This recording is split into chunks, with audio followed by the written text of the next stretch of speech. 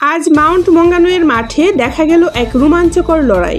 ঘরের মাঠে নিউজিল্যান্ডের বিপক্ষে যেন আগুন ঝরালেন অস্ট্রেলিয়ার মার্শ। একাই কিউদের হারিয়ে সিরিজ জিতে নিল অজিরা। চলুন দেখে নেওয়া যাক কিভাবে এক ইনিংসে সব ওলটপালট করে দিলেন মিচেল মার্শ। প্রথমে ব্যাট করতে নেমে নিউজিল্যান্ডের শুরুটা একেবারেই ভালো হয়নি। মাত্র 7 রানে হারায় প্রথম উইকেট। এরপর রবিনসন আর চ্যাপম্যানও টিকতে পারেননি বেশিক্ষণ। পাওয়ার প্লেতেই 3 ব্যাটার আউট হয়ে যায়। অধিনায়ক মাইকেল ব্র্যাসওয়্যার কিছুটা লড়াই করলেও 26 রানের বেশি যেতে পারেননি। শেষে জেমস নিশাম 25 রানের ছোট ইনিংস খেললেও বড় স্কোর করতে ব্যর্থ কিউরা। নির্ধারিত ওভারে 9 উইকেট হারিয়ে থামে মাত্র 156 রানে। বল হাতে অস্ট্রেলিয়ার হয়ে ঝড় তুলেছিলেন অ্যাবট। জবাবে ব্যাট করতে নেমে শুরুটা একেবারেই ভয়াবহ ছিল অজিদের।